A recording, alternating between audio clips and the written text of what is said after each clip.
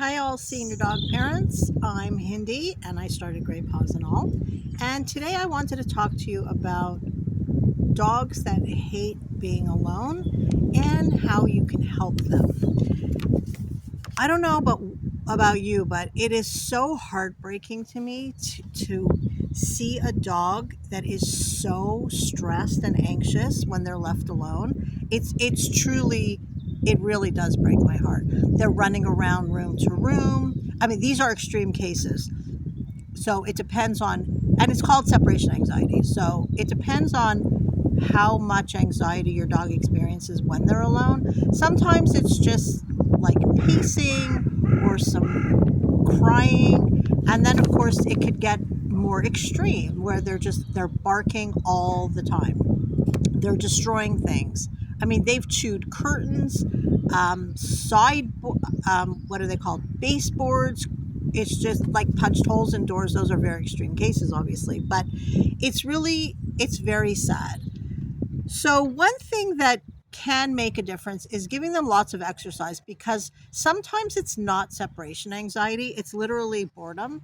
They just don't know what to do with themselves. So if your dog is not getting out that much, try that first, because you may see that it's all he needed was, well, physical exercise and mental stimulation, like playing with toys, Kongs, food dispensing toys, that kind of thing. Sorry, I'm going to look down because I don't want to forget anything. Now, people ask if it's a phase. It's not. It's not a phase. It can only get worse, really. But don't panic. Don't panic. There's things you can do. So let's talk about why some dogs can develop separation anxiety. Well, sometimes puppies are taken away too early from their mother, or they've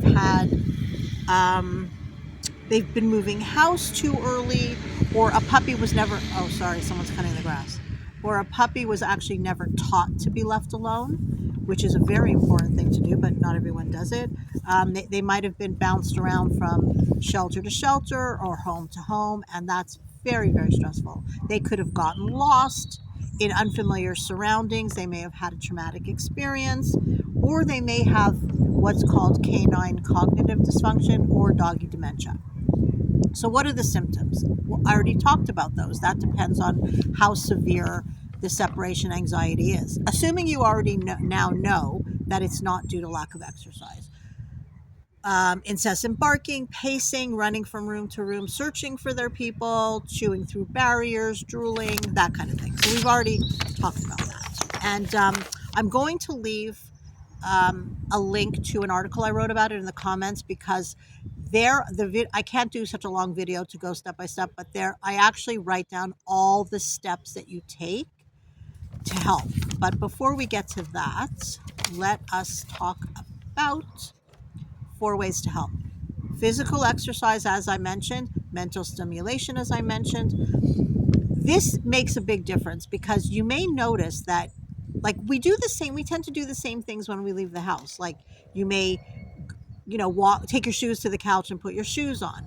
Then you put your coat on. Then you get your keys. Then you get your purse. We tend to have a routine before we leave. And dogs are very smart, and they very quickly learn what that routine is. So from the first step of that routine, which could be just like going to the closet to take your shoes, they may already know that you're planning to leave and start getting anxious at that point, because they know what's coming. So mixing up that routine can make a difference. Get your keys first. Change the order of things. Try that. That can make a difference. And never, ever make a big deal. Never make a big deal out of, he's coming right next to me. Sorry, let me wait till he moves away because he sees me filming. Okay. Never make a big deal out of coming and going. I know we walk in the house, our dogs run over, they're so excited, and we pet them, and we're so excited, and hi, I'm so happy I'm home. You know how it goes. Don't do that. Because when you do that, it shows your dog that it was a very big deal that you weren't home. And the same thing when you're leaving.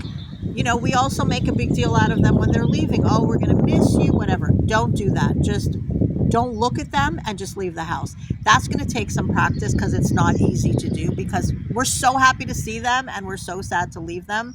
But trust me when I tell you, stopping that makes a very, very big difference. It really shows them that, oh, you were gone, not a big deal, I'm fine. Now, in terms of the steps that I mentioned in how to actually help, again, it's very detailed, and that's why I prefer that you read the article, but I'm going to start with one thing.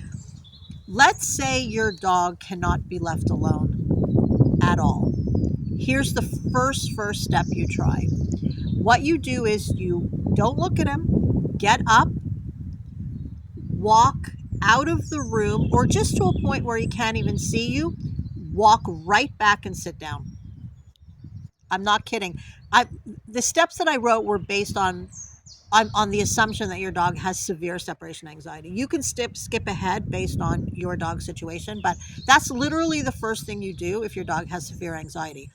Get up and just be out of his line of sight for a split second. And I mean, you get up, you walk so he can't see you, walk right back to where you were, sit down, pretend nothing happened.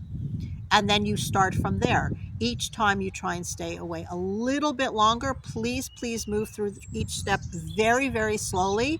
It doesn't matter if you have to do that for 2 weeks. It doesn't matter, because if you go too quickly, you could set it back and you're back to square one. So take it slow, follow the steps in the article, and let me know how you're getting on. So tell me, does your dog have separation anxiety, or did you find it was just a lack of mental stimulation and physical exercise?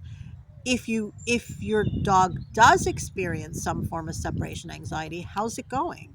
Have you managed to, oh, sorry, let me just add one thing. In the case of a dog with really bad separation anxiety, it's not a bad idea to speak to your vet and see if you can get some kind of medication or supplement to calm him down, because if he's in such a heightened state, then it can be very hard to do that training, because he won't even let you go for like a split second. So having him a little bit calm will help with the training. Anyway, sorry, back to what I was saying. If you have found some tips that have helped you, please share them in the comments below. I know it's going to help so many people who are dealing with this issue. Anyway, I hope this video helps, and join my Facebook group, Senior Dog Care Club, if you want to be in a community of people who get it, because it can be a lonely journey. I know, I've been there. That's why I started the group. So join and get support. You don't have to participate. You can just read others' comments and find helpful tips and advice there. Anyway, I hope you have a wonderful day, and I will see you in the next video.